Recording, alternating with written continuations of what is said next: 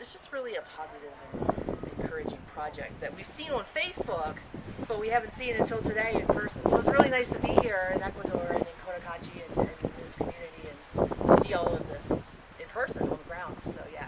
And it's really encouraging. We want to see other people helping out this community Yeah. worldwide if we can, because all communities, especially like this, is deserving, need real fresh water just for everyday basic needs. And I think one thing is important to point out is that this is a community-led project. The community is leading it. It's not just a bunch of like expats or white people or foreigners coming in and telling folks what to do. It's you know, that's not what this is about. Historically, projects like this have happened that way, but you know, this is a community-led project. The gentleman Miguel, who is a member of this community, he's an architect, and he's helping to make this happen. So I just want to let people out there know this isn't like a white savior thing. This is a bottom-up project that's being led by the members of the community. So please, you know, do donate,